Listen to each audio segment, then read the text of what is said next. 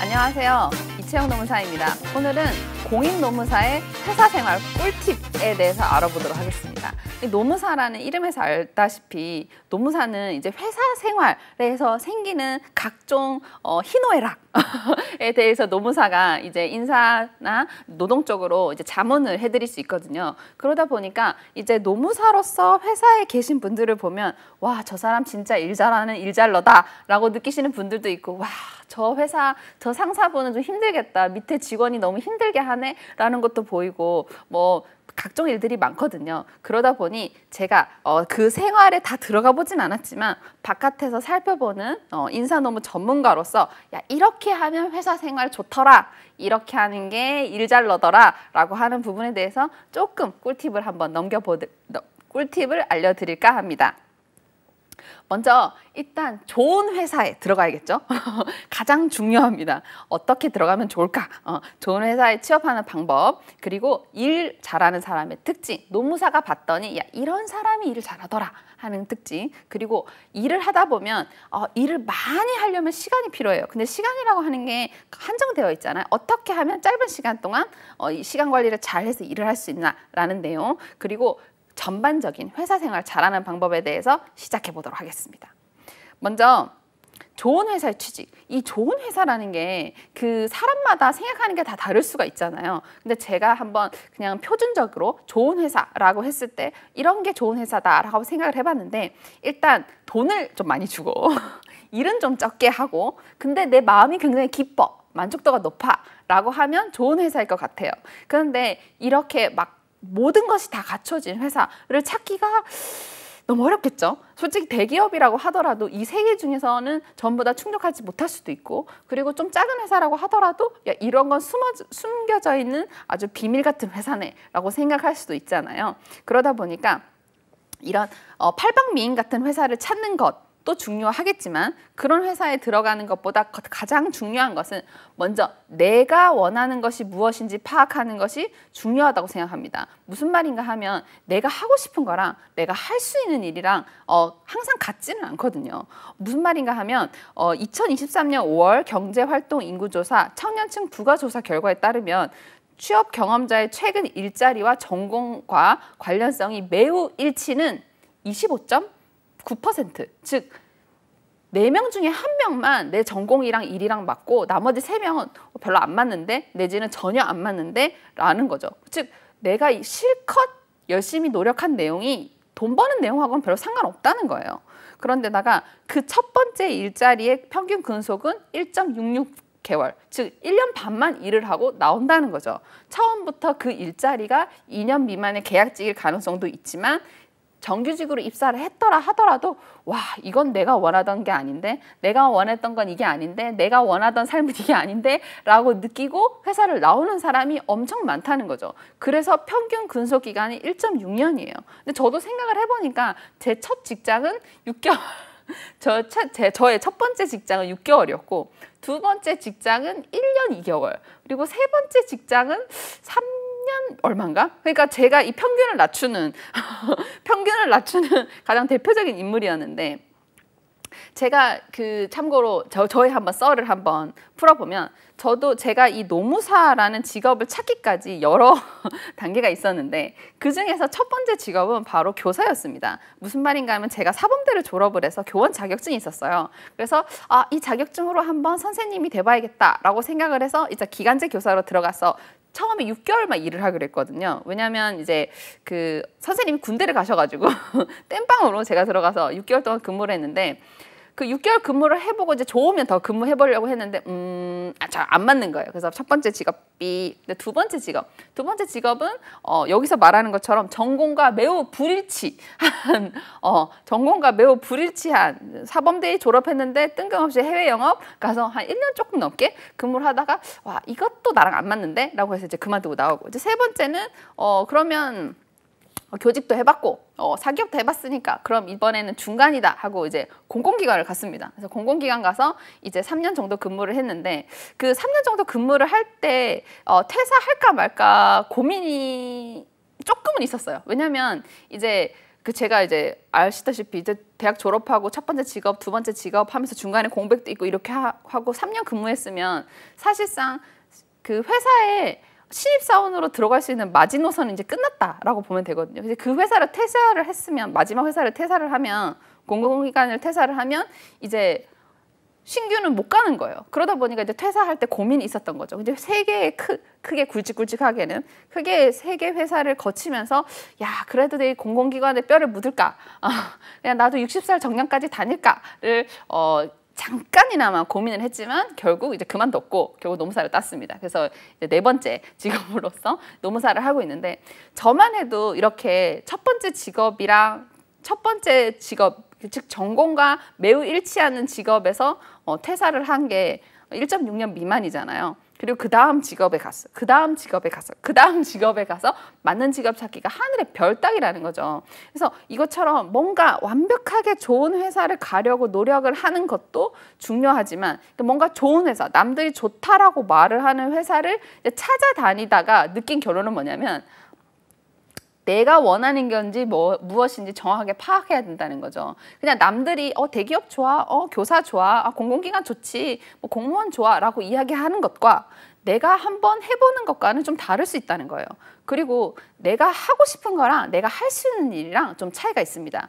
뭔 말인가 하면, 내가 하고 싶은 거는 약간 꿈일 수도 있는 거죠. 그냥 뭐 그런 것도 하면 좋을 수도 있고 아닐 수도 있고 라고 하는 것과, 지금 현재 내가 가지고 있는 졸업증, 자격증이랑은 뭐 상관없을 수도 있어요.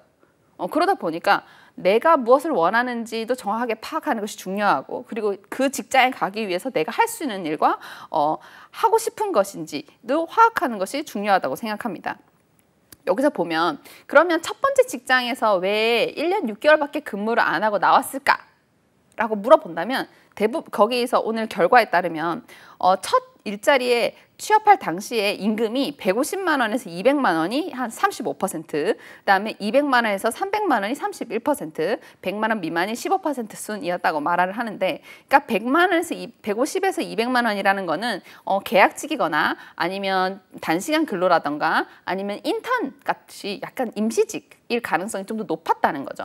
두 번째가 이제 200만에서 300만 원인데, 200만에서 300만 원 정도는 제 생각에는 정규직일 가능성도 있지만 최근에 최저임금이 굉장히 높아졌기 때문에 그냥 기간제인데 최저임금 이상의 월급을 해서 200만 원 정도가 나오지 않았나라고 생각을 해봅니다. 즉 다시 말해서 첫 번째 직업이 시간이 짧은 단시간 근로자이거나 아니면 최저임금만 받는 정도의 수준에서 근무를 한번 해봤는데 아니었다는 거지. 아니었다는 거지. 그래서 결국 돈을 좀 적게 받으니까 마음에 안 들었다라고 하는 내용이 그 다음 결과에도 나옵니다. 즉 첫 일자리를 그만둔 사유가 보수나 근로시간 등 근로 여건이 불만족했다는 것이 45.9%, 즉 앞에 돈 적게 받은 30%, 30% 합친 거랑 비슷하죠. 그러다 보니까 회사에서 뭔가 돈을 적게 받는 것이 회사의 불만족인 게 가장 크다는 거예요. 그래서 저도 제 개인적인 경험으로 비춰봤을 때도 굉장히 동의합니다. 돈을 적게 받으면 회사 생활하기가 싫어요.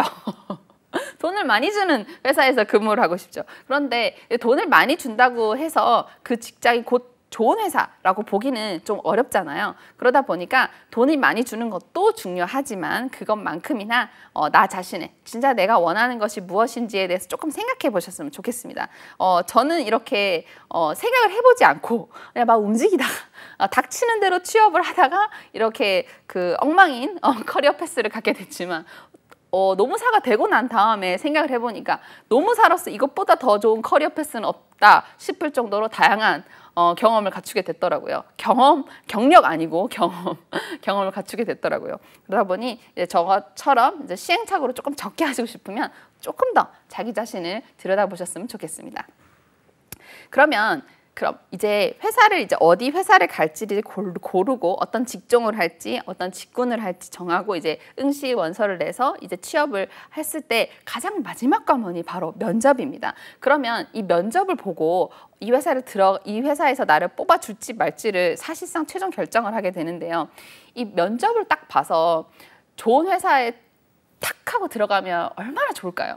그런데 사실 면접을 본다고 해서 회사에서 나를 뽑아줄 가능성도 사실 그렇게 높진 않고, 또 반대로 제가 또 회사 입장도 알다 보니까 회사 입장에서도 딱 보고 관상을 딱 보는 것처럼 딱 보고 합격, 우리 회사 사람이라고 보는 경우는 거의 없어요.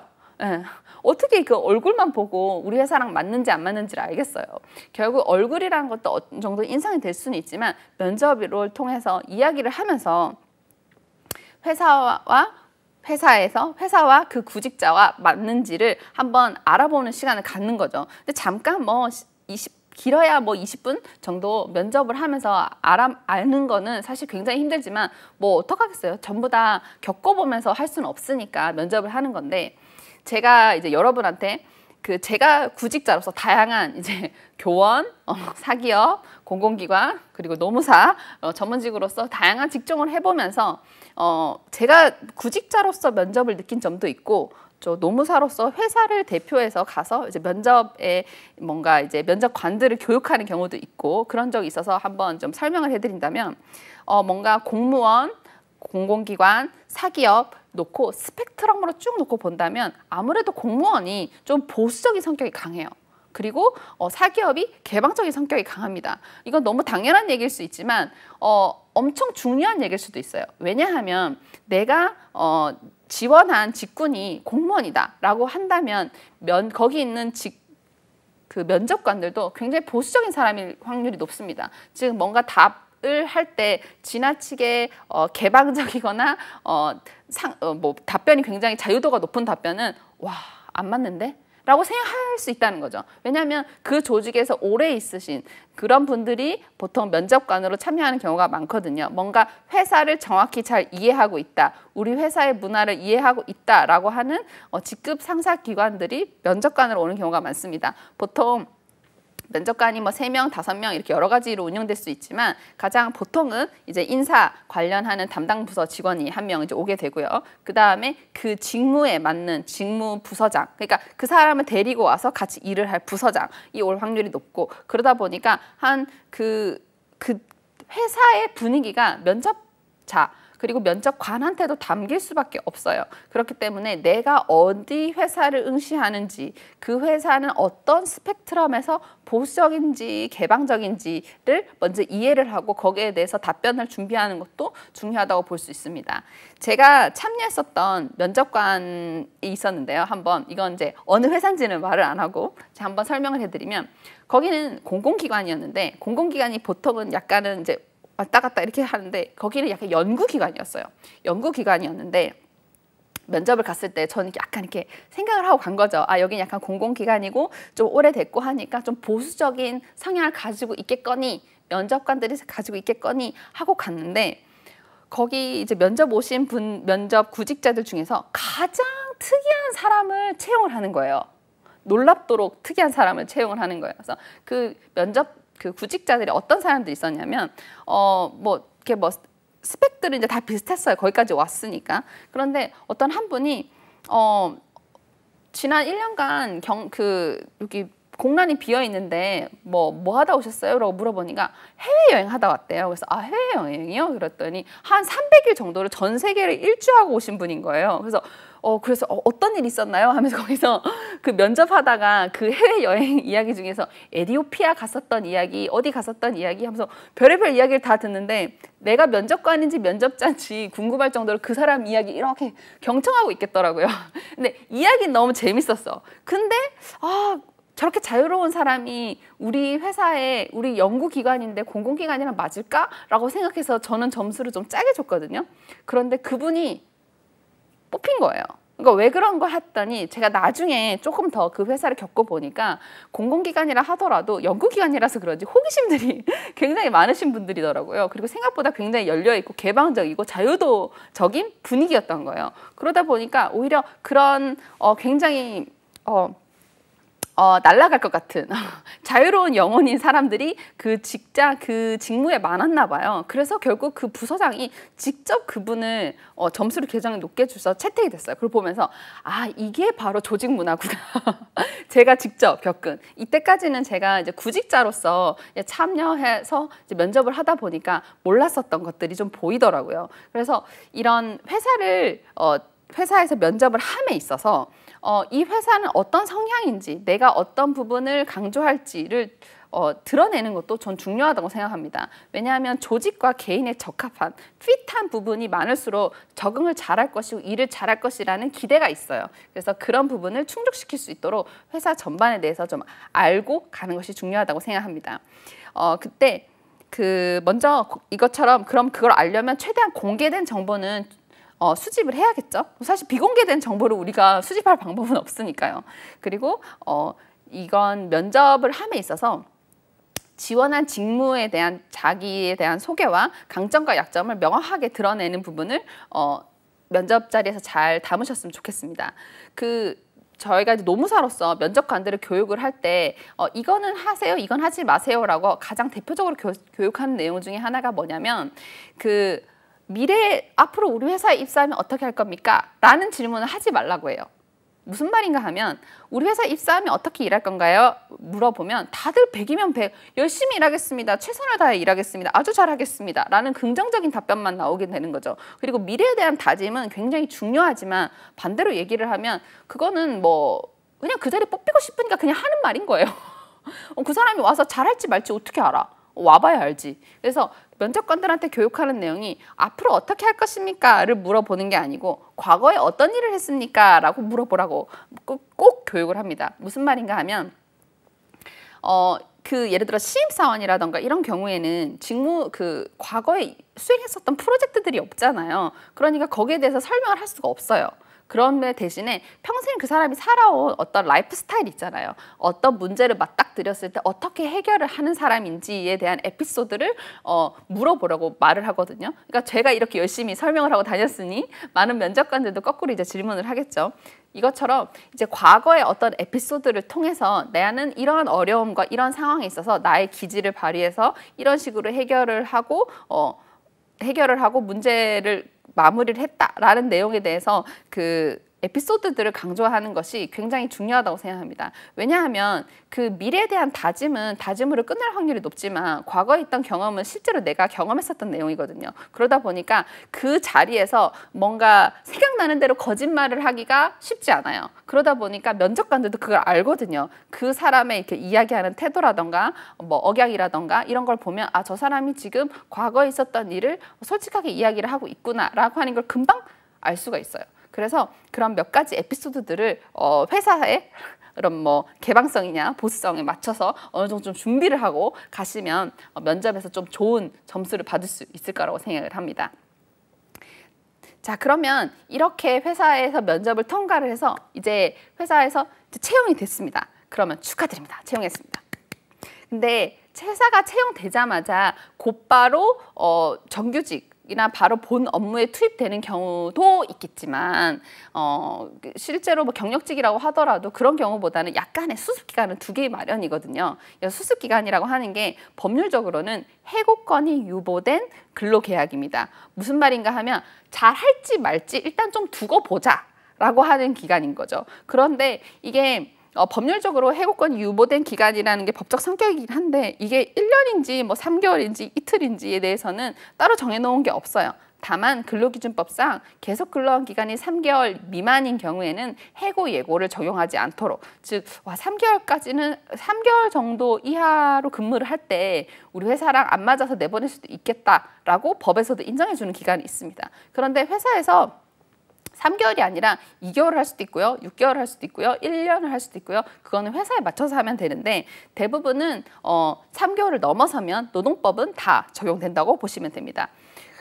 그러고 가끔씩 수습 기간이 원래 내가 받아야 할 월급 기간보다 조금 적은 경우들이 있을 수 있어요. 회사의 지침이다, 방침이다 이렇게 얘기를 하는데 먼저 그 금액 자체가 조금 깎여 있는 돈 자체가 최저임금 이상이고 취업규칙이나 근로계약서에 수습 기간 중에 급여는 90%로 한다, 내지는 기본급 지급하고 상여는 지급하지 않는다 이런 식의 문구가 있다면 법률적으로는 위법은 아닙니다.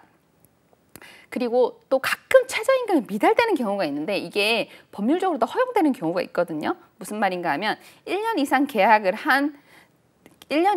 하고 그 금액이 최저임금의 90% 이상인 경우에는 최대 3개월까지는 최저임금의 10% 깎는 금액으로 수습기간에 줄 수 있도록 되어 있습니다. 근데 이때도 단순 노무직인 경우에는 적용되지 않고 100% 주도록 되어 있으니까요. 뭔가 수습기간 중에 급여가 너무 좀 작다, 지나치게 작은 것 같은데 라고 한다면 이 규정을 한번 살펴보시는 것이 중요합니다. 저는 개인적으로 수습기간 중에 급여가 그렇게 뭐 엄청 그 회사를 좋은 회사인지 아닌지를 알아보는 뭐 정확한 척도라고 볼 수는 없지만 중요한 척도라고는 생각을 하는 게, 사실 돈을 수습 기간에도 돈을 많이 준다라고 하는 거는 일단 이 회사가 근로자에게 많은 보수를 줄 의향이 있다는 걸 나타내는 거거든요. 보통 돈을 많이 주면 그 근로자가 나가지 않기를 바라는 마음이 가장 큽니다. 돈을 많이 주는 회사일수록 이 사람이 안 나갔으면 좋겠어. 그리고 딴 데는 가지 마. 우리가 제일 많이 주니까. 라는 그 메시지가 아주 강하게 담기고 있어요. 그러니까 장기 근속을 배려하는 거죠. 그래서 돈을 많이 준다, 돈을 지나치게 적게 준다, 내지는 적당하게 준다는 거는 그 회사에 대한 성향을 알아볼 수 있는 가장 중요한 척도이기 때문에 우리 회사에서 수습 기간 중에서 받았던 급여가 타사, 유사한 업종에서의 타사와 비교를 했을 때 어느 정도 수준이냐, 그리고 이게 정규직 전환되고 난 다음에 수습과 여기에서 간극이 어느 정도냐를 판단할 때 회사에 대한 분위기를 파악하는 용도는 아주 중요하니까 한번 수습 급여 그 자체보다는 수습 급여 속에 숨겨진 의미를 한번 찾아보시기 바랍니다. 그런 다음에 이 수습기간도 해고권이 유보된 근로계약이라는 점만 차이가 있을 뿐 근로기준법은 거의 다 적용되거든요. 그래서 근로기준법상 만 1년 이상 일을 하면 연차 유급휴가가 발생을 하는데 1년이 안 됐을 때에는 만 1개월을 근속을 하면 1개 연차 유급휴가가 발생을 합니다. 그래서 뭐 수습기간 중에서 연차 휴가를 쓰셔도 되고 아니면 나중에 쓰셔도 되지만 일단 생긴다는 거는 알고 계셨으면 좋겠어요. 그리고 주 15시간 이상 일을 하신다면 주수당도 발생을 하고요. 그래서 저는 이 수습기간을 회사와 나와 직무와 적합한지 안 적합한지를 확인하는 시간으로 가졌으면 좋겠습니다. 그래서 뭔가 회사에서 다양한 경험을 할 수 있잖아요. 새로운 회사를 갔을 때 뭐 새로운 사람, 새로운 직무, 새로운 회사의 위치 뭐 이런 것도 다 중요하지만 저는 그 무엇보다 직무와 내가 맞는지, 내가 회사와 맞는지를 좀 곰곰이 생각해 봤으면 좋겠어요. 뭔가 직무와 나와는 맞는데 회사랑 안 맞다라고 한다면 유사한 업종으로 이직을 할 수 있잖아요. 근데 예를 들어 회사랑 나랑은 맞는데 직무랑 좀 안 맞아. 이럴 수도 있어요. 그럴 때는 약간 전환 배치라던가 그런 걸 꿈꿔볼 수도 있기 때문에 뭔가 이 수습기간 동안에는 뭔가 철저하게 나 자신을, 직무와 나, 회사와 나를 살펴보는 시간을 가지셨으면 좋겠습니다. 자, 그러면 이제 일 잘하는 사람의 특징을 한번 살펴볼게요. 제가 처음에 저의 처음 회사는 학교라서 좀 적합하지 않지만 그 다음에 갔었던 해외 영업을 했었던 회사라던가 그다음 공공기관에 가서 보면 이 회사에 딱 가면 반짝이는 한두 명들이 있어요. 뭔가 오랫동안 회사 생활을 해서 타성에 젖어서 계신 분들도 있지만 뭔가 어느 정도 오래 근무를 했음에도 불구하고 뭔가 반짝반짝거리는 사람들이 있거든요. 반짝반짝거린다는 게 뭐 크게 뭐 대단한 의미는 아니고 와, 저 사람 뭔가 일을 굉장히 잘하는 것 같아 라는 느낌이 드는 사람도 있습니다. 그런 사람들의 특징을 보통 보면 크게 돈을 어느 정도 좀 잘 받게 되겠죠. 일을 잘하니까. 그리고 보통 주변 사람들에게 평판이 좋습니다. 저 이 과장님 좋은 사람이지. 일도 잘하고 사람 성격 좋아. 라는 식으로 평판도 좀 좋고. 그 다음에 그런 분들이 보통은 승진도 빨리 합니다. 동기들은 아직 다 대리인데 저분은 과장이야. 제일 먼저 과장 달았대. 라는 식으로 회사에서 굳이 뭐 필요하진 않지만 회사 생활을 하면서 알게 되는 그런 작은 정보들 있잖아요. 그런 사람들을 보면서 저 사람이 일 잘하는 사람이구나 라고 하는 걸 알 수 있게 되는 거죠. 그래서 이게 다는 아니지만 그냥 가장 큰 특징으로 본다면 보통 다른 사람보다 돈을 좀 더 잘 받고 좀 더 평판이 좋고 승진이 좀 빠른 사람들이 일 잘하는 사람이라고 본다면 이게 일을 잘하려면 결국 그 사람이 맡은 직무, 숙련도, 경험에 따라서 일을 잘하는지 여부가 달라진다고 볼 수 있겠어요. 무슨 말인가 하면 뭔가 일머리가 좋다라고 하는 게 어떤 하나의 재능처럼 반짝이는 건 아니라는 거죠. 이 사람이 이 자리에 갔을 때 일을 잘할 수도 있고 이 자리에 갔을 때 일을 못할 수도 있다는 거죠. 이 자리에서 오랫동안 근무를 해서 숙련됐을 수도 있지만 오히려 너무 오랫동안 근무를 해서 타성에 젖어서 뭔가 좀 힘들어 보인다, 너무 지루해 보인다 라고도 느낄 수가 있는 거예요. 그래서 일 잘하는 즉 일머리라고 하는 것은 어떤 재능이나 특징보다는 이런 직무, 숙련도, 경험 이 세 박자가 짝짝 맞아서 나타나는 결과 정도로 알고 계시면 좋을 것 같습니다. 그래서 회사 생활을 하면서 본인도 처음 맡은 업무에 대해서 처음부터 잘하기는 쉽지 않잖아요. 그래서 뭔가 이런 경험이나 시간에 따라서 일 잘하실 수도 있으니까요. 이런 주변에 계신 일잘러들 보면서 좀 뭔가 좋은 스킬들 많이 가져가셨으면 좋겠습니다. 자, 그 다음에 이제 일 잘하는 사람들은 보통 업무 수행 능력이 뛰어나죠. 그러니까 뭐 그냥 다 차치하고 이 사람이 일을 잘해 라고 할 때 가장 본질적인 내용은 바로 그 사람의 얼마나 짧은 시간 동안 많은 일을 하냐 도 있을 수 있고 아니면 굉장히 어려운 일을 해결한다 도 될 수도 있고 뭐 다양한 능력이 될 수 있겠습니다. 일이라고 하는 것 자체가 굉장히 포괄적이고 넓은 용어이기 때문에 이게 딱 뭐를 하나로 짚기는 쉽지는 않지만 제가 노무사로서 여러분한테 추천드리고 싶은 방법은 뭐냐면 회사가 아닌 나의 업무 능력 향상을 위해서 노력을 했으면 좋겠다는 거예요. 무슨 말인가 하면 회사는 커다란 조직입니다. 그래서 커다란 조직이라서 내가 없더라도 그 자리에 일을 할 사람을 찾아요. 즉 예전에는 좀 더 사람 위주로 찾았거든요. 그래서 뭔가 좋은 대학에 나왔는가, 좋은 영어 성적이 높은가 이런 식으로 어떤 능력이 뛰어난 사람을 채용해서 아무 때나 갖다 박아 놓으면 그 사람이 잘하겠지라고 생각했던 시절이 있었어요. 회사도. 그런데 이제 회사도 이제 아는 거죠. 와, 그런 사람들이 성격도 좋고 뭐 다 좋은데 일 잘하는 거랑은 조금 다를 수 있겠구나. 결국 일을 잘하는 사람을 찾으려면 일 단위로 사람을 찾아야겠구나를 깨닫게 됩니다. 그래서 최근에는 점점 더 회사에서 사람을 뽑을 때 직무 단위로 사람을 뽑아요. 그러니까 예전에는 전공 기준으로 예를 들어 무슨 기계과 전공인 사람은 오세요. 무슨 커리어 있는 사람 3년 이상 있는 사람 오세요. 라는 식으로 좀 넓은 내용의 입사의 조건을 뒀다면 요즘은 좀 더 작게 세분화된 직무 단위로 사람을 뽑고 있습니다. 최근에 현대자동차가 몇 년 만에 대규모 생산직 채용을 했었을 때 기억나세요? 벌써 이제 한 6개월 정도 지났는데 그때 이제 여러 가지 썰들이 있었는데 생산직을 뽑을 때 뭘 뽑을까? 증 뽑을 것이다. 뭐 여타저타 말이 많았는데 결국 결론적으로 정확한 인사 정보가 공개된 것은 아니지만 그때 당시에 그냥 구직 요건 자체는 그냥 큰 요건은 없었고 크게 뭐 그냥 전공자 이런 내용 전공 무관이었거든요. 전공 무관이었는데 결국 뽑힌 사람들은 어떤 사람을 뽑혔냐면 결국 직무를 잘 수행할 만한 사람들, 즉 자격증 많은 사람이 뽑혔습니다. 예를 들어 고등학교 졸업해서 취업하는 사람들 같은 경우에는 이제 출결이라고 하죠. 그냥 출석 같은 게 좋은 사람인지 그런 성적표 같은 거 좀 봤고요. 그 다음에 뭐 이제 생산직이다 보니까 조립이라던가 전장 전기 장치와 관련된 부분, 즉 이제 전기 관련 자격증이라던가 그런 자격증이 많은 사람들이 우선적으로 이제 면접까지 가서 실제로 채용이 됐었거든요. 그것처럼 이제 회사는 사람이 아닌 직무 단위로 사람을 뽑기 시작했기 때문에 뭔가 내가 일을 잘하는 사람이 되고 싶다면 나 자신, 회사에 대한 충성도보다는 나의 직무 능력 향상을 위해서 노력하시는 것이 좀 더 좋다고 봅니다. 뭔가 회사도 이제 어느 정도 큰 사이즈가 되면 이제 움직이기가 조금 어려울 수 있지만 그래도 뭔가 유닛 단위로 움직일 때는 직무 중심으로 재편을 하거든요. 그러다 보니까 거기에 대해서 평소에 나의 업무 능력 향상을 위해서 조금 노력을 하시는 것이 중요하다고 생각합니다.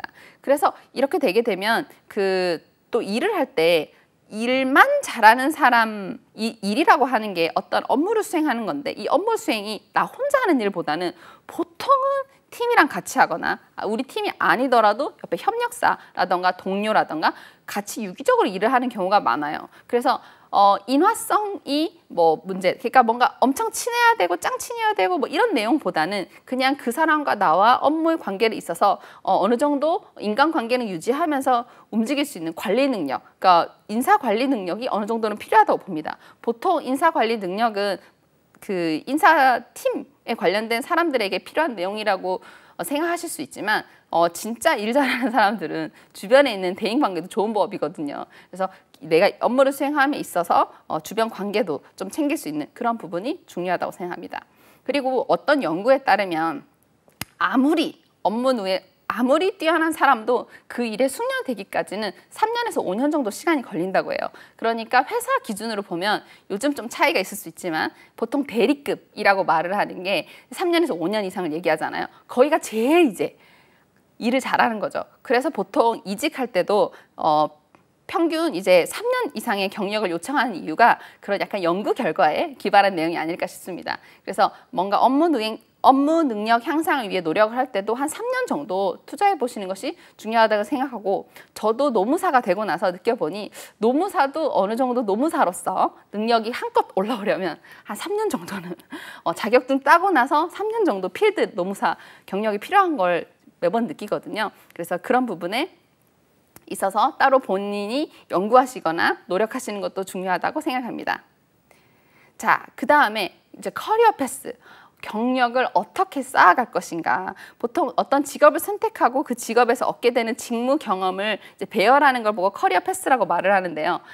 제가 가장 커리어 패스가 별로였다가 커리어 패스가 엉망진창이었다가 노무사가 됨으로 인해서 엄청나게 좋은 커리어 패스로 포장된 케이스라고 볼 수 있습니다. 교사, 사기업, 공공기관, 그 모든 것을 망라하는 노무사가 되었는데요.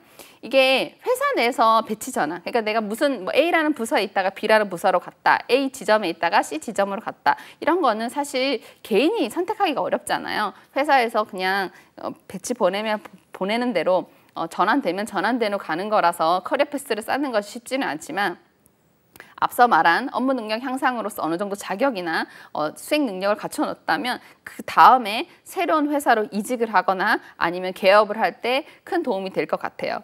최근에 예전에는 그 한 회사에 한번 들어가면 거의 정년까지 간다라는 굳은 관념을 가지고 오랫동안 준비를 해서라도 그 회사를 가고자 하는 열망이 강했다면, 최근에 오면 올수록 어떤 한 회사에서 오래 근무하는 시간 자체가 점점 짧아지고 있고요. 그거는 근로자뿐만이 아니라 회사에서도 그렇게 장기 근속을 배려하지 않는다라는 느낌을 받을 정도로 변화에 굉장히 빠르게 대응을 하고 있습니다. 그래서 제가 자문하고 있는 많은 회사들 중에서도 이제 쭉 처음부터 끝까지 이렇게 사원으로 입사를 해서 대리 과장 이렇게 쭉쭉 걸쳐서 끝까지 올라가는 회사도 여전히 있긴 있지만, 거기에 비해서 오히려 이직 시장에서 활발히 데리고 오는, 그래서 조직이 점점 변화하는 경우가 좀 더 많더라고요. 그래서 나갔다가 다시 돌아오는 연어 같은 직원들도 많습니다. 무슨 말인가 하면 사원으로 있다가 대리 정도 있다가 다른 회사로 이직을 했어요. 그 다른 회사, 같은 유사 직종이죠. 있다가 거기에서 이제 뭔가 그 급여라던가 그런 부분을 이제 점프 시켜서 다시 이 회사로 돌아오는 거죠. 그랬는데 처음 입사 동기랑 벌써 급여가 이만큼 차이 나는 거예요. 그리고 직급도 이만큼 차이가 나고. 그러니까 뭔가 회사 내에서 오랫동안 장기 근속을 하는 것이 미덕으로 취급받던 사회랑은 좀 많이 달라진 것 같다라는 생각이 듭니다. 그래서 제 주변에서도 이렇게 한번 이직할 때마다 이렇게 점프해서 급여를 점프해서 한 3번에서 4번, 많으면 6번에서 7번 정도까지 이직하시는 분들 많이 봤거든요. 그래서 그분들 보통 보면 개발자분들, IT 개발자분들 같은 경우에는 이직을 많이 하면 할수록 급여가 올라가는 구조고, 뭔가 이직을 하지 않으면 오히려 약간 능력이 없는 사람처럼 취급되는 그런 경우도 있더라고요. 그래서 약간 이제 본인의 커리어 패스, 내가 이 회사에서 끝까지 근무를 하겠다라는 생각도 좋지만, 내가 한번 나갔다 다른 곳으로 한번 이제 회사를 옮기거나 개업을 하면서 급여를 조금 더 많이 받을 수 있는 기회를 열겠다라고 하는 생각도 중요하다고 생각합니다. 요즘은 아무래도 오랫동안 장기 근속하는 걸 회사에서 배려하지 않다 보니까 그냥 그대로 호봉표나 급여표대로 올라가면 급여 상승률이 그렇게 높지 않아요. 예를 들어 임금 상승률이 4%, 5%라고 하더라도 물가 상승률이 4%, 5%가 넘으면 사실상 마이너스 성장이잖아요. 그러다 보니까 조금 더 일 잘하는 사람이 됐을 때 돈을 좀 잘 벌어야 되니까 커리어 패스를 좀 챙기시면서 한번 회사 생활을 해보셨으면 좋겠습니다. 그래서 요즘은 사기업에서 사기업으로 넘어가는 이직 시장도 굉장히 활발하고요. 사기업에서 공무원으로 넘어가는 개방형 임용제 등도 좀 많더라고요. 참고로 이제 노무사들도 한 필드에서 한 5년 정도 근무를 해서 그 경력이 있으면 개방형으로 이제 뭐 고용노동부나 노동위원회 등에 한 뭐 6급 이 정도로 채용이 한 번씩 열리는 경우가 있더라고요. 그래서 뭐 최소 5년은 뭐 거의 최소 기간이고 그다음 뭐 7년이나 8년 이런 걸 원하기도 하지만 그 노무사로서 필드에서 자문을 하고 하는 게 도움이 될 수도 있지만 또 그런 것도 있을 수 있잖아요. 뭔가 나도 정부 사업을 해보고 싶어. 나도 뭔가 큰 획을 긋는 일을 해보고 싶어. 라고 할 때는 사실 아무리 큰 회사를 가도 정부만큼 큰 회사 가기 쉽지 않거든요. 뭔가 나도 정책을 만들어 보고 싶고 실무에서 와닿는 걸 하고 싶어. 라고 할 때 이제 공무원이나 공공기관을 가는 것처럼 이런 식으로 개방형 직위로 들어갈 수 있는 다양한 창구가 많이 열렸으니까요. 조금 더 커리어 패스를 한번 생각해 보셨으면 좋겠습니다. 그 다음에는 이제 누구에게나 필요한 시간 관리입니다. 이제 시간 관리를 이 부분은 이제 노동법적인 내용인데 이제 회사 생활에서 이런 부분은 꼭 아셔야 될 것 같은 부분만 한번 가지고 와봤습니다. 먼저 근로시간. 우리 근로기준법에는 놀랍게도 근로시간에 관한 내용이 근로시간에 대한 정의, 근로시간의 측정 방법이 없어요. 그냥 일주에 40시간. 연장근로 12시간만 돼 라고 하는 이 내용만 있습니다. 그래서 이 근로시간 이게 근로시간이냐 아니냐 가지고 수많은 수십의 수백의 판례들이 많이 쌓여 있어서 그 판례 결과로 근로시간이라 함은 근로자가 사용자의 지휘 감독 아래서 근로계약상의 근로를 제공하는 시간을 말한다 라고 판례에서 법률적으로 규정을 해놓고 있습니다. 즉 무슨 말인가 하면 회사의 밑에 있으면 그 시간은 그냥 근로시간으로 본다는 거예요. 실제 일을 하는 게 중요한 게 아니고. 그러니까 회사에 있으면 그건 근로시간이다. 일을 하든 안 하든. 예. 그런데 예외적으로 회사에 있지만 근로시간으로 안 보는 건 바로 휴게시간이죠. 휴게시간은 뭐 회사에서 점심을 먹든 회사 밖에 나가든 뭔가 사업장 내에 관할 범위 안에는 있지만 그거는 근로시간 아니야. 근데 그것 이외에 회사 일 안 하고 그냥 가만히 있어도 아니면 일을 하기 위해서 대기하고 있는 모든 시간이 근로시간이다 라고 일단 나와 있습니다. 그러면 근로시간이라면 어떻게 되냐? 즉 임금을 줘야 된다는 얘기가 되는 거죠. 즉 회사에서 일을 하지 않고 대기를 하고 있더라도 임금을 받을 수가 있습니다. 그래서 제 생각엔 이 규정 때문에 우리나라에 장시간 근로가 많아지는 것 같아요. 왜냐하면 회사에 있기만 하면 돈을 주니까 일을 잘하는지를 보지 않고 얼마나 오래 했는지만 보잖아요. 그래서 제 생각에 이게 좀 장시간 근로의 문제가 아닌가라고 생각을 합니다. 그래서 이제 근로시간 같은 경우에는 이제 7일 중에서 뭐 5일을 정해도 되고 4일을 정해도 되는데 그냥 법적으로 1일 소정 근로시간, 일을 하기로 약속한 시간은 하루에는 8시간, 일주에는 40시간이에요. 그래서 이제 하루에 8시간씩 끊어보면 이제 월, 화, 수, 목, 금이 되든 뭐 다른 날이 되든 5일이 있고 나머지 하루는 이제 휴일이 됩니다. 그럼 나머지 하루가 비잖아요. 그럼 그날은 뭘까? 그날은 뭘까? 그러니까 법적으로 정해놓은 날이 없어서 이거는 회사의 뭐 취업 규칙이나 뭐 단체 협약 등에 따라서 달라질 수 있는데 보통은 휴무일로 봅니다. 예를 들어 월, 화, 수, 목, 금요일 일을 하고 일요일날 쉬는 근로자라면 토요일이 비잖아요. 이 토요일은 그냥 휴무일로 본다는 거죠. 이날은 일할 의무도 없고 돈 줄 의무도 없는 그냥 비어있는 날이라고 생각하시면 됩니다.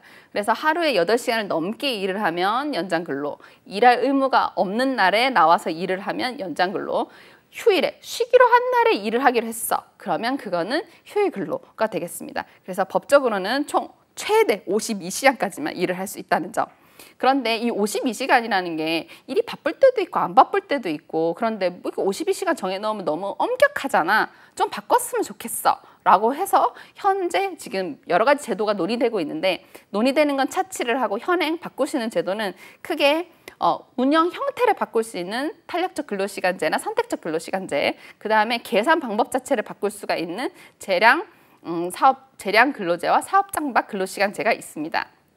그리고 52시간을 초과해서 근무할 수도 있는데요. 이거는 특별 연장 근로제도라든가 추가 연장 근로제도가 있는데 이거는 말에 대해서 알 수 있다시피 법률적인 걸 초과하는 거기 때문에 거의 뭐 천재지변급. 그러니까 뭔가 우리 회사가 갑자기 지진 나서 무너졌어. 그래서 그걸 수습해야 돼. 그럴 때 52시간 일을 하겠다. 거의 이 정도로 생각하시면 됩니다. 그래서 52시간 초과한 경우는 사실상 거의 불가능한 제도라고 보시면 됩니다. 그러면 선택적 근로시간제와 탄력적 근로시간제가 뭐가 차이 나냐면요. 이거를 52시간을 바꿀 수 있는데 누가 바꿀 거냐의 문제로 생각하시면 좋을 것 같아요.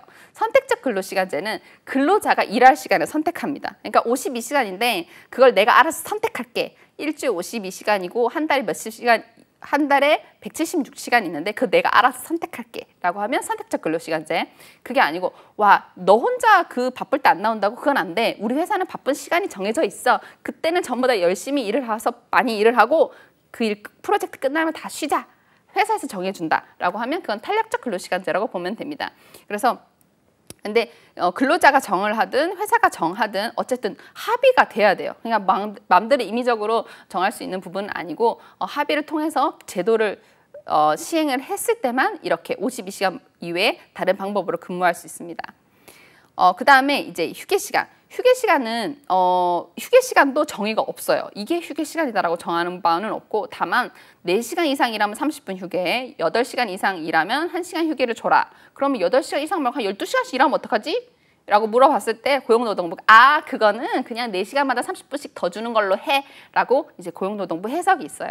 그러면 이제 휴게 시간이라는 게 뭐냐면 이것도 정의가 없어서 판례가 뭐라고 말하면 근로자가 근무 시간 중에 사용자의 지휘 감독을 벗어나 근로 의무에서 이탈해서 자유로이 이용할 수 있는 시간이라고 규정하고 있습니다. 즉 회사에 있지만 자유롭게 쓸 수 있는 시간을 휴게 시간이라고 말을 하는 거죠.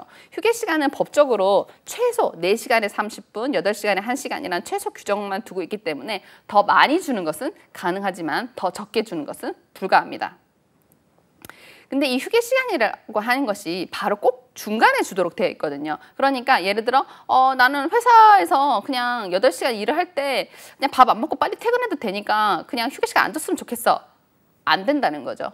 꼭 중간에 줘야 돼요. 그래서 우리가 보통 오전에 출근해서 밥 먹고 오후에 퇴근을 하잖아요. 그것처럼 꼭 휴게 시간은 앞이나 뒤에 안 돼. 꼭 중간에 줘야 된다는 거. 그리고 그 시간은 근로시간에서 제외한다는 것이 근로기준법에 있습니다. 그럼 연차유급 휴가, 직장인들의 꿈이죠. 연차유급 휴가를 이제 잘 모아가지고 이제 해외여행도 가고 뭐 기타 등등 꿈이 있는데 이 연차유급 휴가가 뭐냐라고 물어본다면 이제 요 판례가 뭐라고 얘기하냐면 근로자의 계속 근로시간, 계속 근로한 기간에 대해서 연 단위로 부여하는 유급휴가라고 보시면 됩니다. 그러니까 그냥 한 달, 2달 일을 한 사람한테까지 이렇게 연차 휴가는 안 준다는 거죠.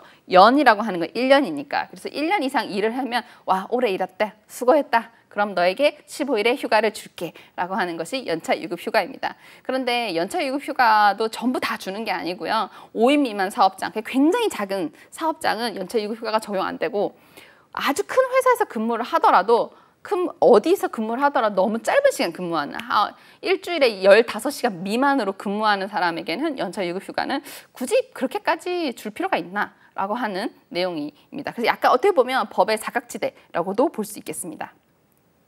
그러면 연차 휴가는 언제 주냐라고 말을 한다면 일단 먼저 회사에서 일을 해야 하는 연 소정 근로 일수가 있고 그 중에서 실제 출근한 일수가 80% 이상이 되냐 안 되냐로 주게 됩니다. 80% 이상이 되면 15일 주고 2년마다 하루씩 이렇게 늘어나게 되거든요. 그래서 최대 25일까지 연차 휴가가 발생하는 데 반해 출근율이 좀 안 좋아요. 그러면 그 직원한테는 한 달에 한 개만 줄게 라고 된다는 거죠. 그러면 그 80%는 어떻게 계산하는데 라고 보면 이제 분모랑 분자가 있는데 분모, 즉 연간 소정 일수는 회사에 근로하기로 약속한 날, 즉 월, 화, 수, 목, 금 요일까지인 거죠. 그러니까 1년에 365일인데 토요일과 일요일 빼고 뭐 주휴일 빼고 그다음에 뭐 이렇게 뭐라고 돼 법정 휴일 빼고 뭐 몇 개 빼고 나면 한 250일 정도 남거든요. 250일 중에서 실제로 출근한 날 낳게 되는데 예를 들어 출산 전후 휴가나 육아휴직, 연차 유급휴가, 생리휴가처럼 원래 근로 의무가 있는데 그날은 실제로 근무 안 했다고 하더라도 그건 근무한 걸로 봐줄게 라고 법률적으로 따로 정해놓은 게 있고요. 그것 말고 이제 법률로 헌법으로 정해놓은 쟁의행위를 적법하게 했을 때는 분모 분자 위아래에서 둘 다 빼도록 이렇게 법률적으로 되어 있습니다. 사실은 실무적으로도 연차 유급 휴가가 출근율이 80% 미달되는 사람은 거의 없어요. 예. 80% 미만은 돼서 연차 휴가를 못 받는 사람은 거의 없을 정도로 출근율을 대부분 다 80% 넘는다고 보시면 됩니다. 그러면 이제 요 제도는 이제 많이 보실 것 같은데요.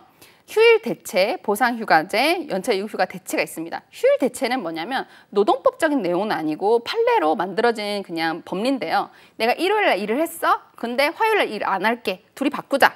라고 하는 게 휴일 대체입니다. 그래서 이날과 이날을 바꾸는 거, 이게 휴일 대체고요. 근데 원래 일요일에 일을 했으면 원래 50% 가산 줘야 되는데 그거 안 줬잖아. 빨리 줘. 라고 하는 게 바로 보상휴가제입니다. 무슨 말인가 하면 일요일에 8시간 일을 했잖아요. 그러면 연차유급수당 50%까지 해서 12시간치만큼 돈을 줘야 되는데 돈 말고 그냥 쉬어. 그냥 쉬어. 8시간, 4시간씩 쉬어. 라고 하는 게 보상휴가제입니다. 그리고 연차 유급 휴가 대체는 뭐냐면 예를 들어 징검다리 휴일 있잖아요. 일요일 있고 화요일이 뭐 예를 들어 국가 공휴일 법정 휴일이다. 그럼 야 그냥 우리 회사 이번에 그냥 문 닫자. 월요일은 전부 다 안 나오는 걸로 하자. 전부 다 사인해. 전부 다 연차 유급 휴가 전부 다 일괄로 다 쓰는 걸로 해. 라고 하는 게 연차 유급 휴가 대체입니다. 휴일 대체는 판례로 만들어진 법리이기 때문에 따로 법률 서면으로 약정할 내용은 없고요. 보상휴가제나 연차 유급휴가 대체는 노동법에 제도가 있는 대신에 근로자 대표와 서면 합의를 해서 이 제도를 운영하겠다라고 땅땅땅 한 경우에만 운영할 수 있는 제도입니다. 실무적으로 연차 유급휴가 대체는 좀 많이 쓰는 것 같은데요. 보상휴가제는 사용하기가 조금 불편해서 잘 사용 안 하는 것 같아요. 저는 이 제도가 좀 활발해져서 우리도 막 유럽 이런 때처럼 오랫동안 여행도 가고 좀 쉴 수 있는 그런 노사 문화가 생겼으면 좋겠습니다. 그런 다음에 이제 휴일, 휴가, 휴무일 아까 얼핏 잠깐 말씀드렸는데요. 이게 차이가 뭐냐면 휴가는 원래 근무해야 되는데 휴가권을 써서 안 해도 되는 날, 휴일은 처음부터 근로제공 의무가 없는 날, 휴무일은 휴가도 아니고 휴일도 아니고 휴가도 아닌데 뭐지 하다가 만들어낸 빈칸 같은 내용이라고 보시면 됩니다. 예전에 우리나라가 이제 주 40시간이 되기 전에 토요일에 막 근무하셨던 옛날 일이 있었잖아요. 그래서 그 날이 갑자기 토요일에 근무가 빠지게 되면서 이제 법률적으로 생긴 것은 아니나 판례적으로 야 그럼 이거는 원래 일을 했다가 안 하는 날인데 이건 휴일도 아니고 휴가도 아니고 뭐지? 하면서 나타난 용어라고 생각하시면 됩니다. 예를 들어 뭐 우리 사업장이 뭐 병원인데 월화수목 금요일까지 일을 하고 토요일 날 오전 진료가 있다라고 했을 때는 요 날은 이제 휴무일이 되는 거죠. 그래서 그런 날일 때가 이제 휴무일이시면 되는데 뭐 법률적으로 크게 뭐 차이를 따질 것은 아니라고 봅니다. 자, 그러면 이제 이 부분은 제가 꼭 집중해서 여러분들이 들어주셨으면 좋겠습니다. 집중!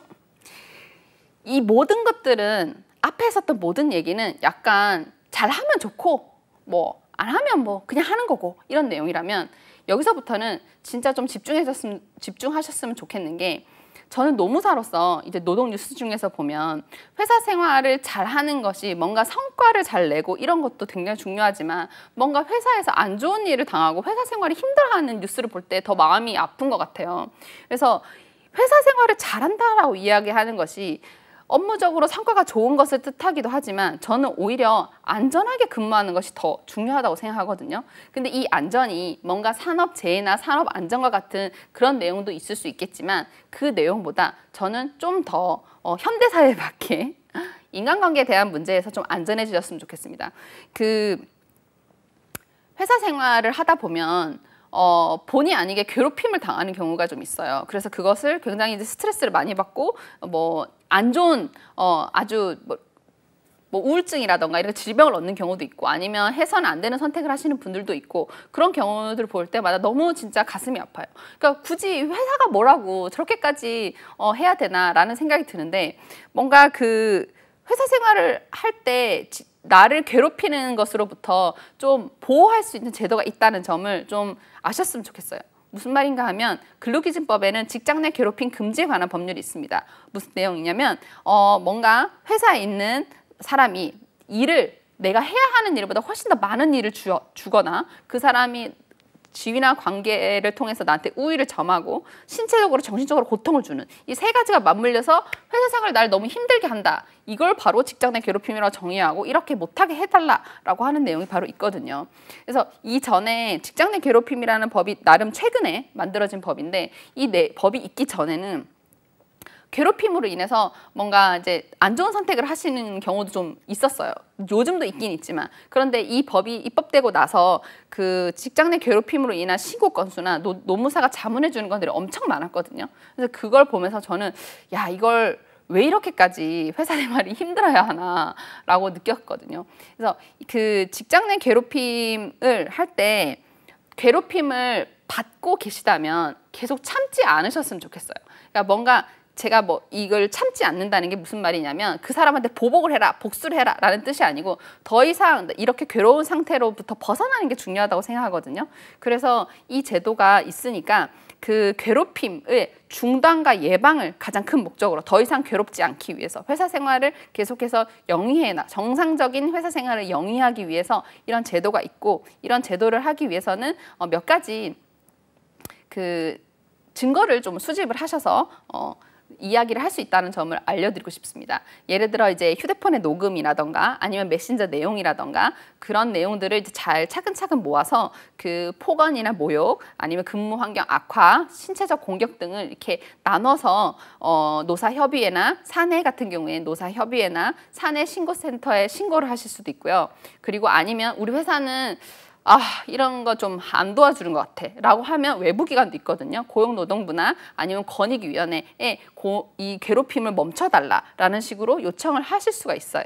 그러면 이제 우리 회사 내부에서 해결을 할 수도 있고요. 해결이 안 됐을 때는 외부 기관의 도움을 받아서 더 이상 멈출 수도 있고요. 사실 어떻게 보면 회사 생활 그럼 이렇게까지 할 것 같으면 나는 그냥 회사 안 다닐래 라고 해서 그만두시는 경우도 있잖아요. 저는 그건 차라리 괜찮다고 봐요. 나를 보호할 수 있잖아요. 그런데 나를 보호하지 못하고 계속해서 이제 상처받으면서 회사를 다니시는 분들이 있더라고요. 그런 분들은 최소 더 이상 이런 폭행이나 폭언 등을 받지 않도록 도움을 꼭 구제를 요청하셨으면 좋겠습니다. 일 잘하는 것보다 안전하게 생활하는 것이 무엇보다 중요하다고 생각해요.